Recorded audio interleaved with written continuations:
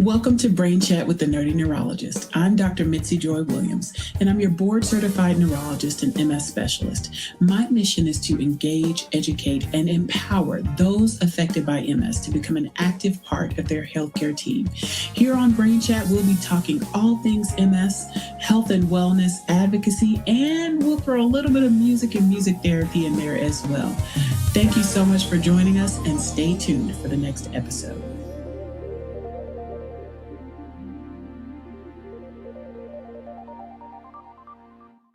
Welcome to Brain Chat. Happy Monday. It is a marvelous Monday and the first day of spring break here in Georgia.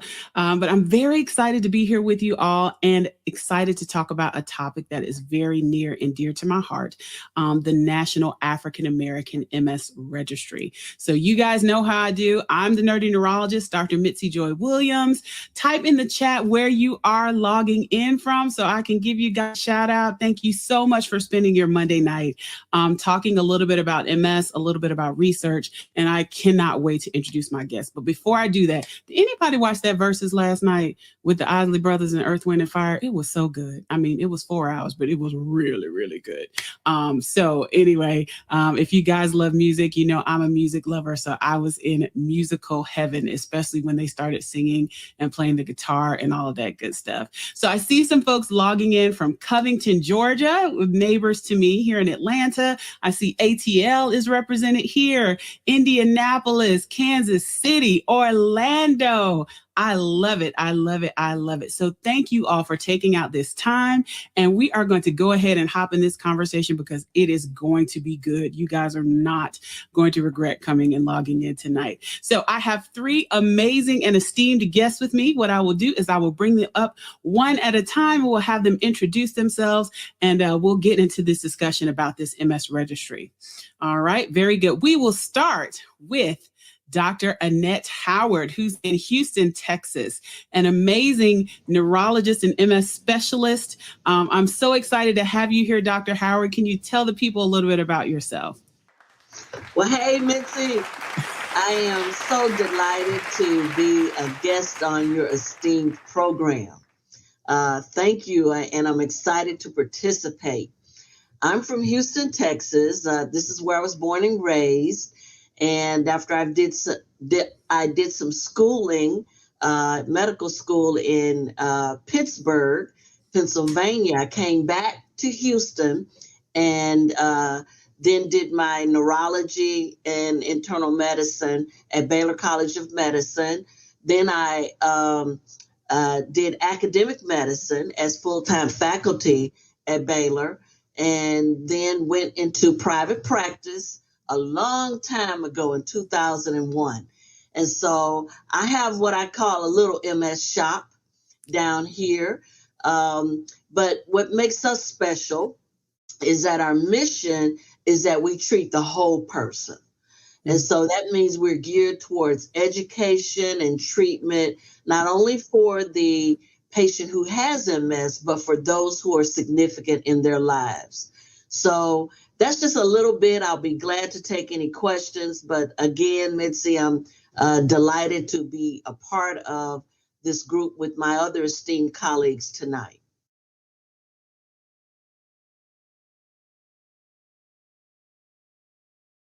Okay, I'm sorry about that, Dr. Howard. I lost you for just a few seconds. And you said your mission was that you treat the whole person, and I missed that last part that you said. Right. I said our mission is to treat the whole person, which includes education and treatment, not only for the person who has MS, but for those significant people in their lives. Absolutely. Because MS is a disease that not only affects the person who has it, but their whole family. MS is really a family disease that affects friends, family members, loved ones, spouses, children, parents. And so that's such an amazing philosophy. All right. So next up, we will add one of my other favorite Annettes, Dr. Annette Okai from Dallas, Texas. And I saw some folks who were logging in from Dallas. Dr. Okai, welcome to Brain Chat, and tell us a little bit about yourself and where you are in practice in Dallas. Hi, Dr. Mitzi. It's a pleasure to be on here, my dear friend. I'm glad you invited me. I am currently practicing at Baylor University Medical Center. I am the medical director there, and I will be transitioning to North Texas Institute of Neurology and Headache for the clinical directorship for MS in Plano. And once again, I'm an MS specialist. Like all of us on here, did a fellowship in MS and treat MS and treat everything that comes with MS. So treat the whole person as well and everything that affects them. So I really enjoy what I do. I love clinical research as well. I participate in a whole lot of research trials. And once again, my passion not only is taking care of the patient, but also opening avenues and experiences for them that they may be able to have access to new and innovative drugs as they go about their MS journey. So thank you for having me, and it's a pleasure to be here with all the other panelists. Awesome. All right. And last but not least, we will have Dr. Dorland Kimbrough, who's at Duke University, come and introduce himself and tell us a little bit about his practice. Hey, Mitzi, Dr. Williams. Hello to Doctors Howard. Two favorite Dr. Howards there. We are really fortunate to be able to do this show. So thanks for the invitation again, Mitzi. So I am at Duke University. I'm assistant professor of neurology here in the MS and neuroimmunology division. I was a Duke undergrad, so it's sort of like a homecoming in a way. And I see patients with multiple sclerosis and a lot of other conditions that have some similar manifestations, but they operate a little bit differently. So things like neuromyelitis optica and some other things that are in that spectrum. So I do clinical research. I teach medical students. I am fortunate to be able to give some talks here and there and both educate some colleagues and to do some outreach with patients, and glad to be on the show with you. Awesome sauce. Well, let's get into this conversation because it is going to be good. I am so excited. I have three of the premier experts in the country on these topics of diversity in multiple sclerosis and who really understand the need for increased diversity in clinical research. And particularly, you three are also very important to me because we're involved in the first national African-American MS registry, which has really been a dream for many, many years that has finally come to fruition. But first, let's talk a little bit about kind of the role of registries in research. And first, before we even do that, let's back up a little bit and talk about some of the need for diversity in clinical research and why something like the National MS Registry is so important. I'll take it away, Mitzi. All right, take it away. Great.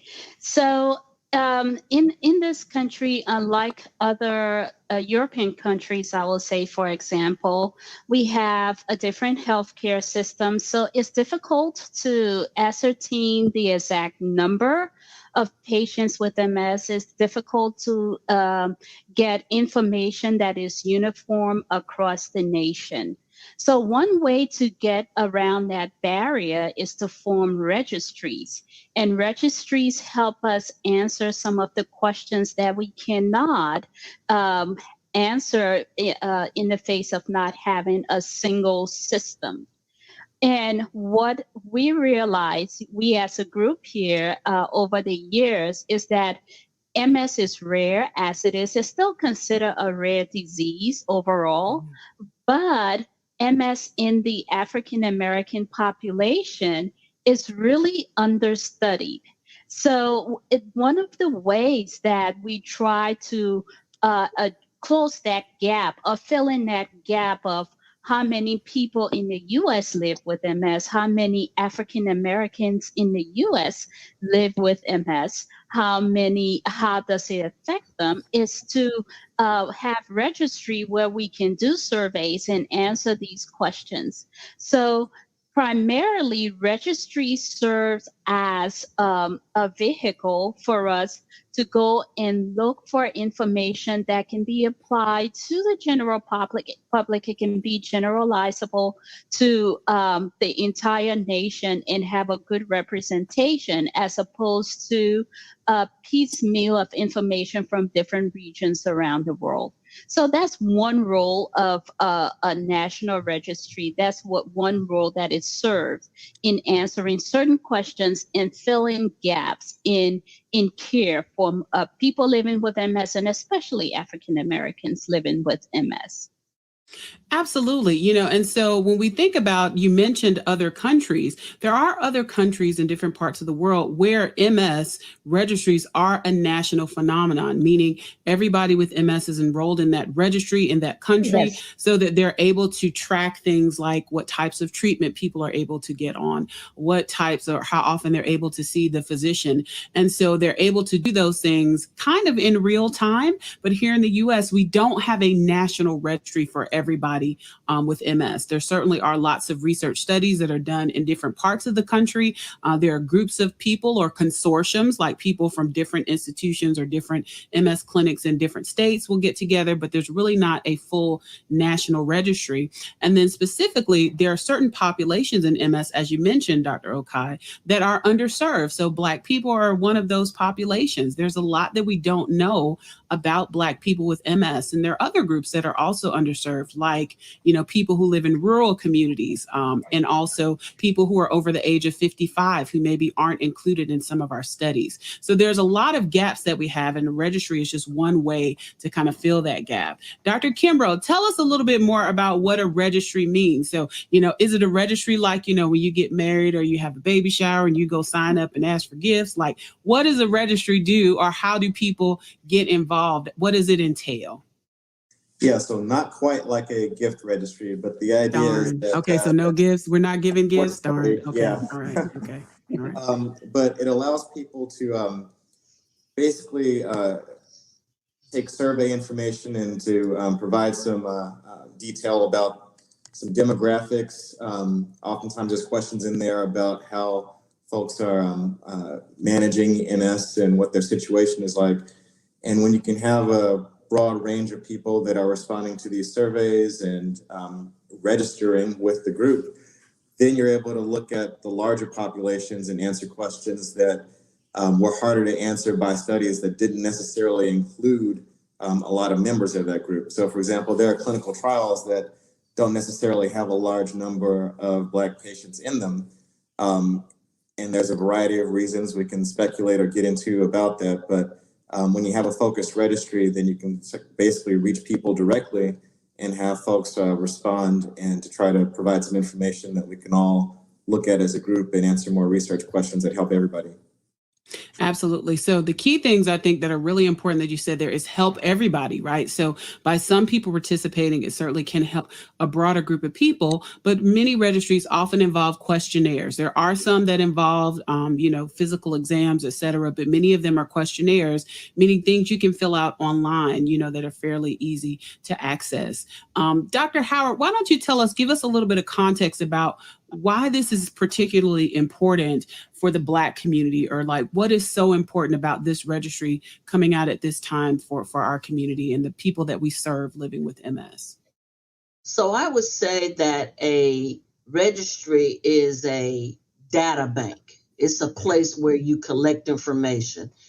And our goal with this National African American MS Registry is to include every single Black person that we know of who has a definitive diagnosis of MS. And it's a way that we can begin to understand what is MS in Black people. There are three groups of folks that I'd like to say. There are those that actually know, there are those who think they know, and there's those that don't know at all. And when it comes to what we've learned about Black people with MS, it's just not a whole lot. And so basically, we've taken everything we've learned on about 96 to 99% of white people throughout the world, and then translated that and to hope that it'll work on Black folks just because it's worked in them. Well, the time has really passed that we find out for sure whether it will work on Black people or not. And so that's really been the motivation for starting this data bank that we call the registry, is to collect information that will help us understand what is MS in Black people. And just as an example, one of the things we could do is determine whether all of these 20 plus MS treatments we have out now really work in Black people. I mean, we've all been, whether you've been in MS for a short period of time or for, as I'm what's called an old timer, but there are lots of seasoned. I'm a seasoned old timer. I don't mind saying, but no matter how long you've been in this, you'll be confronted with MS patients who will ask, how do we know I really have MS? Where do I go to learn about MS? And how many people like me have MS? Where did I get this MS? You know, knowing that most of the information you can find will be about mostly Caucasian or white people. And so we're trying to do something about that and give you what you need as well as what we need and our other colleagues need to make intelligent decisions about what we're trying to accomplish in, you know, giving you the best treatment possible. So it's something that's long overdue, but something that this registry finally came to fruition for us in September. And we're just about trying to recruit and get people to join the journey with us as we try to learn as much as we can about what it means to be Black and have MS. Yeah, so I think there's so many things you said that are so key.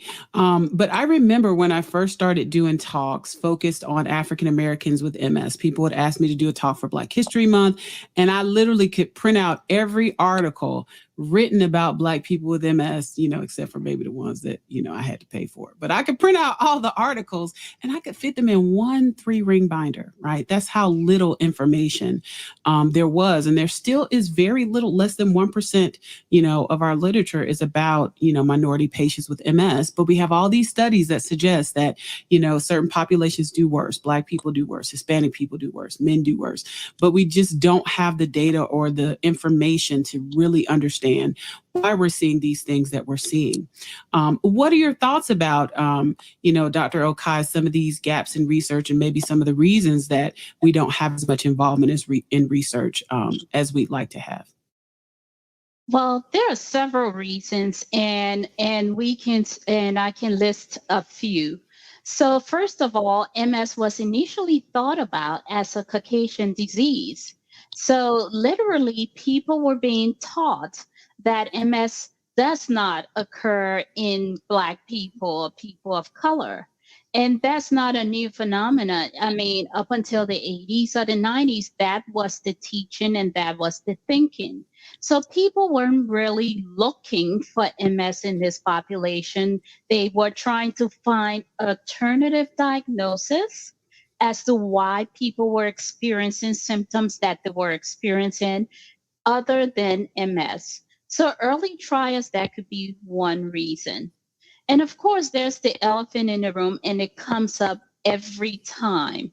There is the mistrust of the system and what the history, the legacy of the medical and research system on African Americans in the United States. So that has led to some mistrust overall and led to less involvement in that. Then you have the socioeconomic status that affects how people see the care, how they access the care. That's also a huge issue. So if you do not know, if you do not have the ability to access care where you should, then you may not be involved in trials. That's another reason why there's a gap in care. And then there is just some people prefer to go a different route when they're diagnosed. Some people may be unaccepting of the diagnosis, and it may take time. But all of these are woven together. So it's not one particular thing. It's several things overall that really affects low enrollment in clinical trials. And that's one reason why it's important to get educated, to get the information that you need to know that how we conduct research now is quite different from how it was conducted in the 60s, 70s, or even the 80s. The 80s was when we had a huge change in that. And having this information and understanding the process can also help how people look at the whole system as a whole and how they respond to that. So in terms of the gaps that we're seeing, you look at how the message is relayed to the patient, what the messenger that is given the message. You That's look extremely at important. Very important. You look at how the patient is receiving the message. You know, is it culturally appropriate as well? And then you also look at all the other factors. If they're not accessing the centers that are conducting research, that's one reason they may not be included. If they are unaware of what the study is, one reason they may not be included.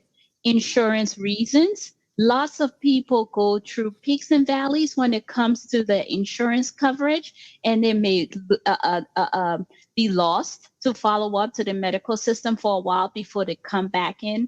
So it's just several things all at once that lead to this gap in care, to this low enrollment number that we're seeing in most of our clinical trials. And then some people on the side of, and let's not leave it all up to the patients, right? Let's look at us as providers. Are we really offering the patients what they need, the education that they need, the studies that we have? Or do we take it upon ourselves? Well, I wouldn't bother because I know I'm not going to get an answer from them, or this patient is not going to be interested. We make those assumptions without even asking the patients. So it comes from both sides. It comes from the provider side and it comes from the patient side. It comes from societal side. It comes from the cultural side, and it's just a whole melange of things that makes this difficult to really get the information. But the way to go about changing that is to start one piece at a time. And starting with, okay, let's start the registry. Let's see how many people there are in the U.S., how many African Americans there are with MS. Then you go to the next question, how does MS affect them? How does insurance, socioeconomic impact affect them overall? So, as I said, lots of things come into play when we are talking about the gaps in care, but we have to chip away at those gaps and fill it in one step at a time. We cannot solve the whole problem all at once. Absolutely. I mean, you said so much. I mean, like I'm mentally pausing on points in my head to see what I want to emphasize that you said, because you said so much good stuff. But I think something that you did say that really stuck out to me is that I really try to convey when I'm giving, or talking about information to people living with MS, their care providers, or to our industry partners or to my colleagues, that I try to make sure that we understand that it's not just about a lack of participation, and so whenever we talk about clinical trials, we say poor participation. And even though to an extent that's true, I feel like when we frame it like that, we put all of the onus on the people who have the condition, and we're not recognizing that there are, barriers on the healthcare provider perspective. There is bias where people don't tell people necessarily about trials. Also, if we think about the way that our clinical trials are set up, we may automatically exclude certain people because our inclusion and exclusion criteria are so strict, or they have so many visits that for someone who works, an hourly job, it's impossible to take, 10, 15 days off to be in this trial. Who's going to take care of the kids? Who's going to get you to that center? There's no compensation. Like, there's so many different things that play into it, but I like to make sure that we, understand that it's not just that a person doesn't want to participate, that there are a lot of other barriers. I think another point that you brought up that was really interesting is we talk about distrust of the medical system and we talk about bias. I recently read an article, and I've read several articles that talk about things like the Tuskegee experiment and the Tuskegee legacy. And I think it's very interesting because there was a project done called the Tuskegee Legacy Project where they looked and kind of surveyed, hundreds of people about their distrust of research, et cetera. And many people didn't know what the Tuskegee experiment was. Like, even when I give a talk, people will say, well, they gave the people syphilis. And I'm like, well, they didn't give the people syphilis, but there are a lot of misconceptions. And a lot of people actually have distrust of the system because of things they experience now, right? So when they go to the doctor and they feel like their complaints or their concerns are ignored, they experience bias today, which affects their ability to want to participate in the clinical trial and in the scientific process, because, it's not just about what happened to mama and what happened to grandma. It's like what happened to me last week when I went and I said my leg wasn't moving and they said that, I had a cold and sent me home, so there's a lot to unpack and a lot to peel away there. And I'm going to pause right here. And for those that have questions, please feel free to drop your questions in the chat. We'll have a chance to answer some questions at the end, but we're having this great discussion. I'd like to hear your thoughts, Dr. Howard, about kind of this need, how we can address these issues with better understanding these populations. Well, I think that, where we need to, we always have to acknowledge the elephant in the room. And I guess without kind of beating it over the head with a 2x4, but it's really, really important. And I think there are a lot of young people who may not even really remember the Tuskegee Institute project or the Henrietta Lacks story. They may not even know that, but it's just amazing how different some patients feel that they, the way when they access the system, they just don't feel comfortable in it. And see, MS is such an all-encompassing diagnosis that, we find that communication and being partners with the doctor and the healthcare professionals that are treating you is critical to your success in doing well with MS. And, if you're just being blocked at the very entrance of the system, it's just really hard to get down to the nitty gritty and be sure that you're on the right or the appropriate treatment, and that you're getting your symptoms that you live with on a day-to-day are being managed. Are you being instructed on how often and where to get an MRI scan? I mean, those are the things that you can successfully deal with when you've got a partnership or a relationship. And we're still stuck. Many Black patients are still stuck at the getting the right relationship part. And so, we've got, as Annette said, it's a huge apple, and it's bitten in different places.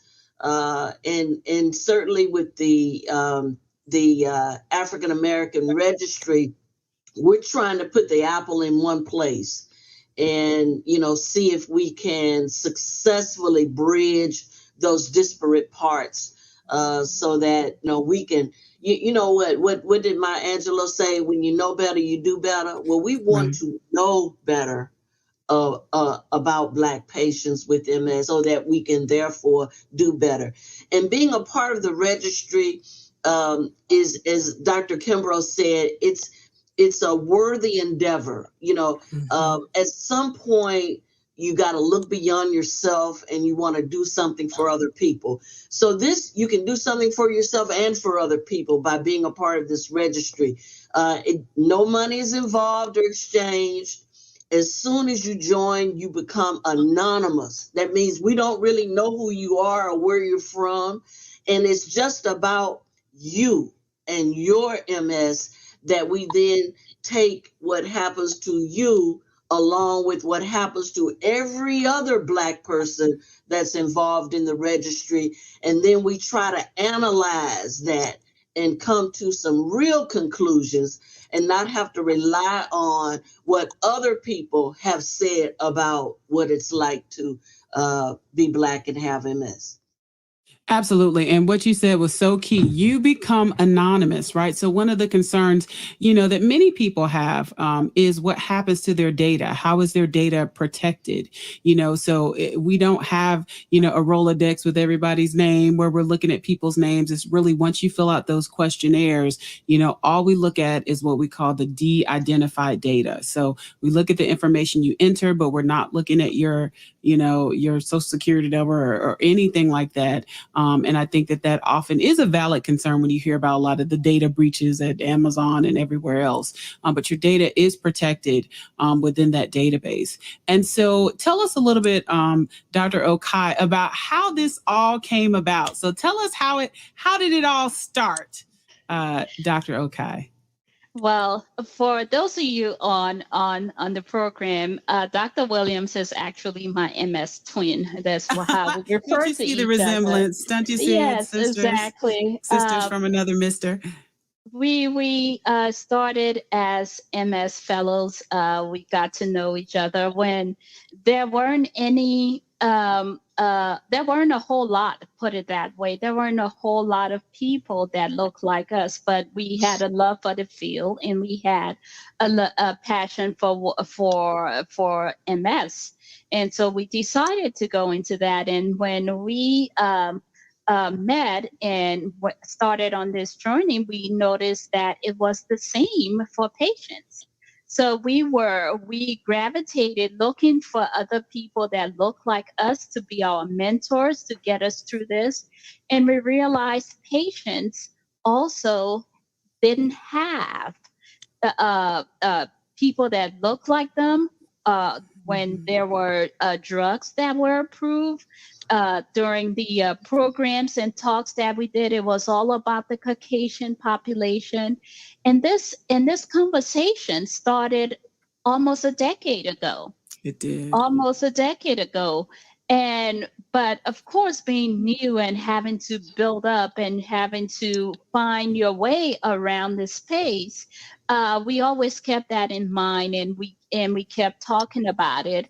And in come our seasoned mentor, Dr. Annette Howard, and a few others, and we said we have to do this. We have to take a step, because we cannot continue to use the information that we got from 99% of the patients in the trial are Caucasian, and we're getting all these signs that, oh, this does not apply when you're dealing with a Black person.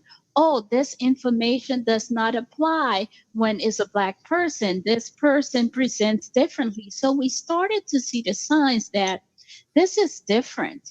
And we need more answers, and we need good scientific data instead of just observing and saying we observe that this is what happened.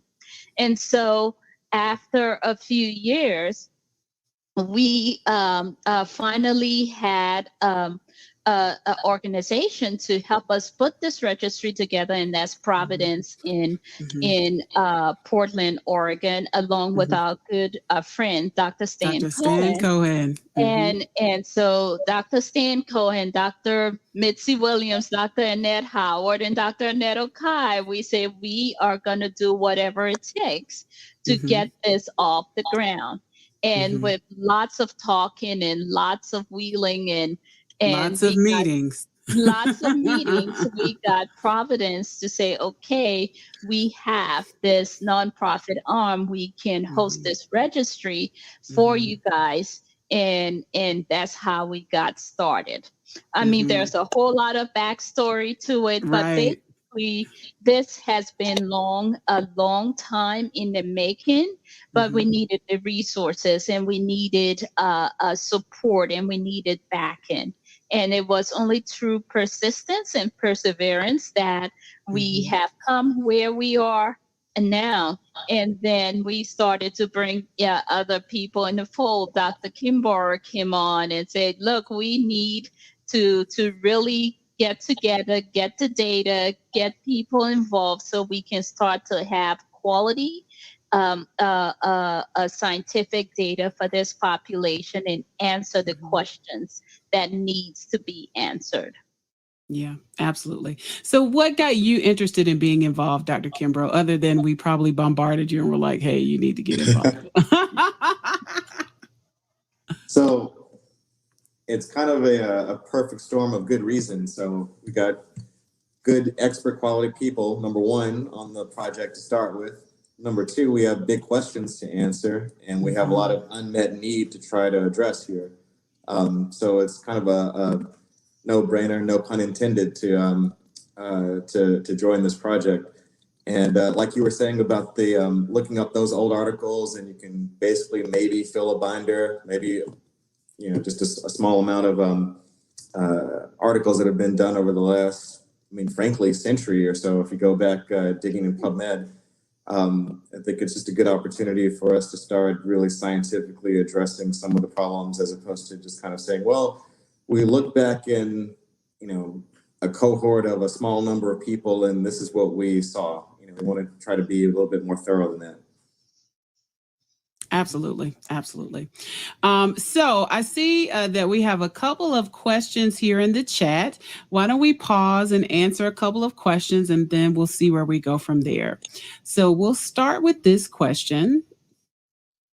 This is a softball. What are the early signs that you see in MS in the Black community, or are the symptoms the same for all groups? Whoever wants to take that one. Okay, I'll take it. Take it. You see, that's the whole crux of what we're trying to get to in this registry, because they're going to, even amongst the four of us, you'll probably find four different opinions. But I'll step out there and say what mine is. I actually think that the symptoms that Black people face are the same symptoms that white people face.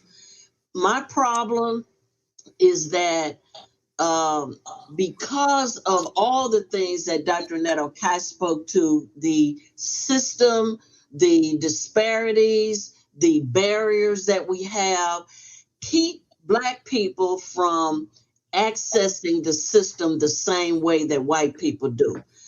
For example, the first symptoms that white people may get, the very first signs they may get, they have a tendency to reach out to the healthcare system and ask, is this important? I don't know, this happened, but is this important?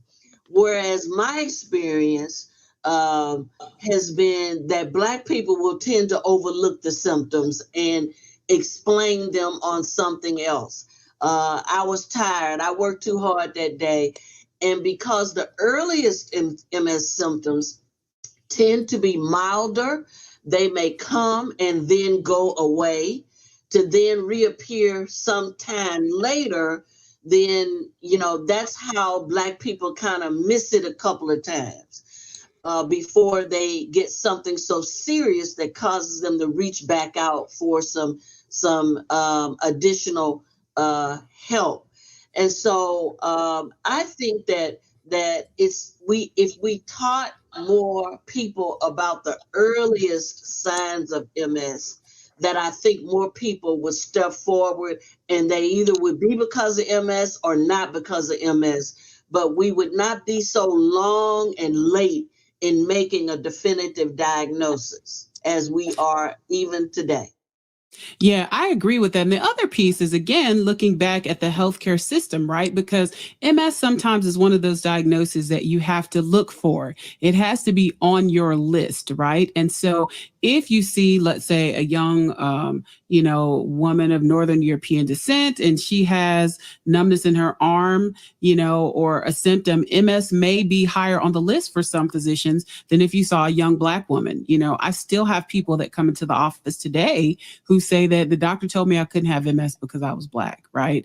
Which we have data from 2012, almost 10 years ago, suggesting that the risk for MS is highest in Black people. But some of that hasn't filtered down into the community. And so some people also come late to diagnosis because the symptoms go away. And, the doctor says, you have a mental health problem, or, Stress. you're depressed or you're having stress, when really they can't feel one side of their body. And so I think we have to make sure that we address both sides of that, in addition to encouraging people to advocate for themselves. I think that, one thing that we can do is to, make sure that we stress the importance of self-advocacy. And I had a great talk with Dr. Mary Hughes on my first podcast, and we talked a lot about firing your doctor. And she was like, listen, if you're not getting what you need, they need to get fired. So hopefully I don't have a lot of people fire me, but some people need, if you're not getting the answers that you need and there's something wrong, it's okay to move on and get a different opinion somewhere else. And I think that also keeps people back from getting diagnosed as well. Any thoughts on that, Dr. Kimbrough? Yes, I would just second what you and Dr. Howard were saying. I don't think that it's not that the symptoms are different. I mean, it's the same disease itself, but sometimes the time that people arrive or the stage of the diagnosis that they arrive in may be different. There's been some research papers that suggest, and they're a little bit old papers, but they say things like transverse myelitis might be a little bit more common, or that if there's optic neuritis, which is just vision loss or inflammation in the back of the eye, that can be a little bit more severe. But that just reminds me of something I'll just bring up for a moment here. We're talking about the MS registry, but there's also other diseases like neuromyelitis optica. And some of these have a little bit higher prevalence in folks from different regions of the world. So for example, in the Caribbean, it's a lot, there's a lot higher incidence of that down there. So some of those older papers might have been confusing NMO and MS, but I think the larger point still stands that the symptoms are essentially the same. It's just that the severity is usually worse, and sometimes people are coming to attention a little bit later. Absolutely. So the end of the day, listen, if your leg stops moving or your arm is numb, that is not normal. Okay. Go to the doctor and get checked out. I have people coming and say, well, my arm just went numb for like 3 days. I thought I slept on it wrong. I'm like, come on now. That's not normal. That's not normal. Okay. So if something is wrong, go get checked out. If you don't get the answers you need, please, please, please don't stop there. You can keep searching until you get the answers that you need. There's another question, which I think I'll kind of distill down, that basically is asking about, can their children get MS? So tell us a little bit about if MS is inherited. Do we see that more in the Black community versus other communities? Is it inherited? And if so, do we see it more in the Black community or other communities? Short answer is that it's not directly inherited. It's not a guarantee, or you can't sort of just do the math like with some diseases and say that you have a 50% chance or 25% chance. There's not direct heritability like that. Actually, the rates are fairly low, considering that you can have twins with MS, and there's a much lower rate than you would expect. And if one twin has it and the other, and looking at the other twin. So I should double check some of the papers on this, but we're talking about numbers like a 2% chance, 2 or 3% chance of a child inheriting MS from a parent. And that rate, to my knowledge, is not different depending on background. But again, to the point of studies, most of these studies are done in European cohorts. I don't suspect that it's going to be much different, but it's actually a fairly low chance it's higher than the general population, but it's actually a fairly low chance of passing, quote unquote, passing MS from parent to child. Yeah, that's excellent. And so, those are some good questions. I see a couple more questions. We can't answer specific treatment related questions because although we are doctors, most of us are not the doctors of those here who are following the show. So we can't answer specific questions about your treatment. But I want to circle back, as we're kind of coming toward the end of our time, circle back to the registry. I am so excited, and I don't know if I've conveyed that, but I am so excited about this project. As Dr. Okai said, it's something that's been many years in the making. I have been trying to float around this idea of a registry for years and could not get very much steam behind it. And, fortunately, Dr. Cohen came along as an amazing collaborator and worked with us to really get this thing off of the ground. And this is huge, because there are all these gaps that we've been talking about for years. One of the things that made me so excited about this work and doing things like this podcast and educating is that I really want to see visible change. We've been doing this work for many years. Dr. Howard is the most seasoned among us, and we've seen something change, but we haven't really seen the needle move as far as we like to. We continue to get data that says these populations do worse. They do worse. We don't know why. We don't know what the solution is. And we just continue to keep seeing the same things over and over again, and in order to see something different, we have to do something different. And so I'm really excited about this project because I think it really provides the opportunity for us to get people involved in clinical research, to help understand why we're seeing these trends, and ultimately to help us to better treat not only Black people with MS, but everyone with MS. And so I don't know if I conveyed that, but I'm just letting you guys talk, but I just want everybody to know how excited, extremely excited I am about this registry. So tell us a little bit, we can start with Dr. Okai, about how people get involved. So what does it entail? How do people get involved with this registry? So it's quite simple, actually. So the website is up, but if you put in the National African American MS Registry, and it's going to come up in Google, but it's actually NAAMSR.org. And what happens when you get on there, you get to the landing page, and there is a link to sign up. Well, signing up is not the most important thing. After you sign up, you're going to receive a survey. That is the meat of, there you go. Thank you. The address is on the screen. But the meat of this matter is you filling out the survey and sending that information to the system. Once again, once you fill out the survey, once you sign up, you will get a unique identifier, and then everything else after that becomes anonymous. So no one will know your data by name. We cannot identify you. And that's important in clinical research. Everything needs to be de-identified. So no one can get into the system and identify people based on what they put in. But we really need the survey filled out. And the survey the first one is extensive because we have a lot of questions. But the good thing about it, so get a snack, sit down. You're going to be sitting there for a little while, but you can pause, right? You can save your progress and come back, but come back. Don't just save it and leave. Save it and come back.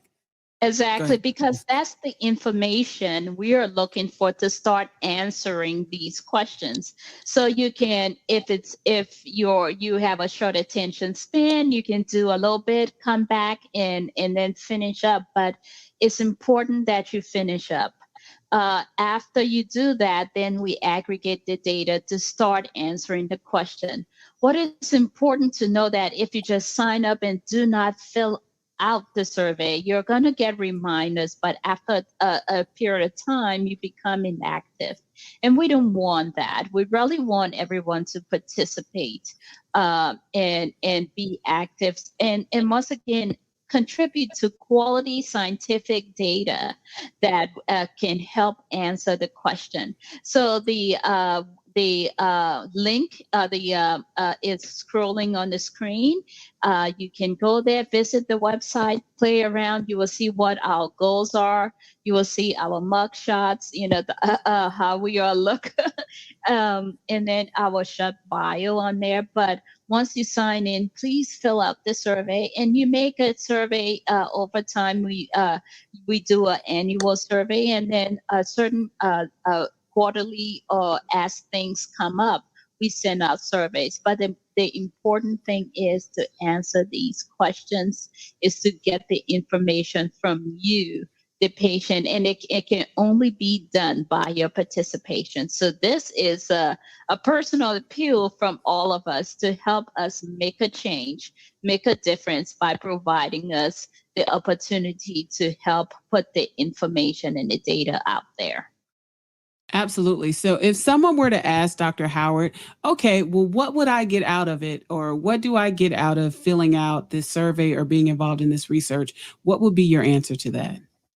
So I think that if you went on the website and signed up and then did the very first survey, that would be making a huge contribution to our study of what is MS in Black people. And, you'd be one of the very first people to do it. Although we launched the organization in the registry in September, as is the explanation for everything, because of the pandemic, our recruitment has been slow because we've been confined to doing everything on the internet. But once we get the go ahead and can then start to travel a bit throughout the country, we're going to be coming directly for you, because we want you to sign up to be a part. I mean, this is the one thing that you can say, that this registry is by Black people for Black people. And it's going to be ours, and with your information, it's going to be a way that we can start to set the record straight about, no longer will we have to take somebody else's opinion about what MS is like in Black folks, but people will have to look to us to tell them what happens to Black folks with MS, because we're going to have the data, your information. And so it's just a matter of time, but the sooner, our numbers are, the word is getting out there, and thanks to Dr. Mitzi Joy, we're going to have more people to join up. But we want you to spread the word and tell everybody you know. And not only are you going to be an invaluable asset, we're going to show you and let you know exactly what it means to be a part of this. You're going to say, I contributed to that, and this is what they have learned from my contribution. Yeah, and I think that key piece is so important. I think one of the things in the creation of the registry that we felt was extremely important was to make sure that we report back to people what happens to their information. So many times people participate in a research study and the information goes out into, research heaven, and they never know what happened. And so we wanted to make sure that, to the best of our abilities, we make people aware of what's happening with their data, and that we also give back, whether that's through educational programs, whether that is through our newsletter where we talk about different topics relevant to MS in the Black community or relevant to current research. I think it's so important to give back and to make sure that people know that we're not just taking your data and trying to get famous off of it, that we really are using these things to try to help the overall community. I had one question that I thought was very interesting that I will put up here. It says, can you join the registry from the UK? I'll let Dr. Okai answer that one. Dr. Kimbrough, what do you think? Dr. Kimbrough, maybe Dr. Kimbrough can answer that one. I love this. I don't know. So, I would say for starters, when the person asks from the UK, I guess there's a couple things I think about. One, are we talking about someone that's like a UK citizen, but they're living here and residing in the States? Or are we talking about like straight from the UK and you live there and that's where you're based? As far as I understood, I think the registrants thus far are people from, the United States, so US citizens. That said, I do think it's a great idea to just, as this ramps up, basically we could take this worldwide. I mean, I think, there's a lot of populations throughout the Caribbean, throughout Europe, throughout Western Africa, the whole diaspora scattered around. So that's definitely something we need to talk about at our next committee meeting. Right. So you've given us food for thought. So let's tell the lady that ask her, does she have a relative that lives in the United States? Well, I have a couple of folks that follow from the UK. So I have some folks that do, some people living with MS that do follow the show and follow me on Instagram who live in the UK and have asked me about different things. So we will get back to you on that. So the current answer is right now, as far as we know, is for US registrants only. But we certainly will circle back because we want to be as broadly inclusive as we can. And hopefully we'll be able to circle back and let people know about that answer to involvement from other countries. But the website will also have a newsletter. So she's open to be on the website at any time. Absolutely. Absolutely. So go ahead and sign up. You'll get the information. And trust me, as soon as we can, go worldwide, we will let everybody know. Go ahead. I think, Dr. Williams, since this is the first undertaking that I am aware of, that really focuses on Black people of African descent, per se, I think, as Dr. Kimbrough said, we plan to, we hope that we can make this more inclusive and take it worldwide, because that is a huge gap. We're talking about a gap that needs to be filled and addressed. So definitely that's a food for thought, and we're going to jump right on it and start discussing it right away. Absolutely. Absolutely. So a couple more questions. I see someone said, will people with, I believe it said myasthenia MG diagnosis be able to register as well? Currently, the registry is only for multiple sclerosis. We are not currently taking myasthenia gravis, if that was what they were referring to by MG. But for right now, we're focusing on multiple sclerosis. And then I had someone else who said that they want to be a part. Oh, and we'll fill out the information tonight. Okay, let's do it. All right, we can't wait. We can't wait. All right, so as we're coming to a close, this has been an amazing conversation. Three of my favorite neurologists. Is so seldom that we get four, Black MS specialists all in the same place. This is just magical. But I want to see, why don't we kind of do a round robin and people just kind of give their parting thoughts as we get ready to log off, and encourage everyone to get involved in this initiative, that research is important, that we need to hear their voices, that they need to stand up and be counted. So why don't we just go around and everybody kind of give me your parting thoughts before we log off tonight. We'll go from the bottom to the top. Dr. Kimbrough, Dr. Okai, Dr. Howard. Yeah, so there was a question earlier about kind of the benefits or the reason for participating in the registry. And I think about this for MS as sort of a smaller but no less important of the kind of the sort of civic action like people take when it comes to, let's say, voting or filling out your census form, things where if you are counted, then you're a part of the data that becomes used in decision-making and things that will directly affect you and other people that are in your situation. So I think it's important for the broader community, both just for Black people that have MS, but also another point that we haven't talked about as much tonight, but I think in terms of the larger scientific framework, in a lot of medical conditions, one of the key ways that you study that condition is that you look at a population or a subgroup of people that seem to have more trouble with it than other folks do. You try to figure out why that's the case. And then when you do that, you're able to help the people that are having the most trouble or figuring out the nuances of what's going on with that group. But it also informs how you understand the disease for everyone, because there aren't going to be just necessarily neat buckets. It's going to be overlap between groups of people. So it's a exercise that I think will help everybody that has MS. Awesome. Dr. Okay. I like the idea of filling out your census form. I like that. So I am just appreciative of being able to take this step in helping and facilitating African Americans with MS.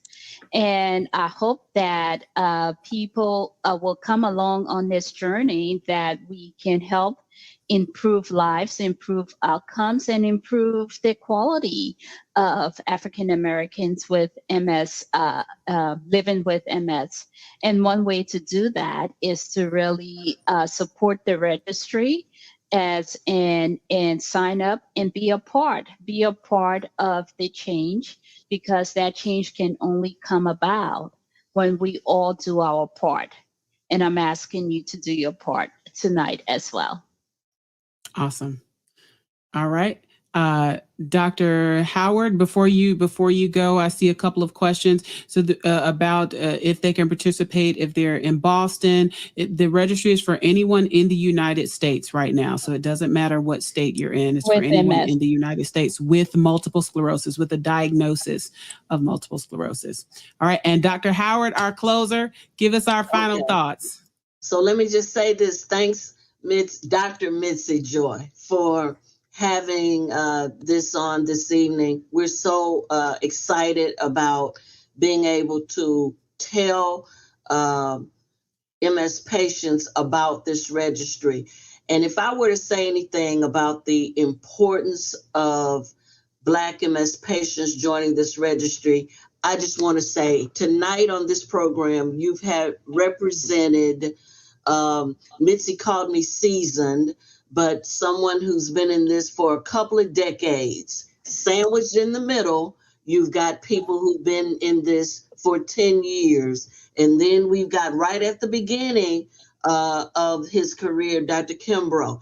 And so no matter if you've been in this for a long time or for a short period of time, we've been listening to you on one side of the desk, in which you have asked, why did I get MS?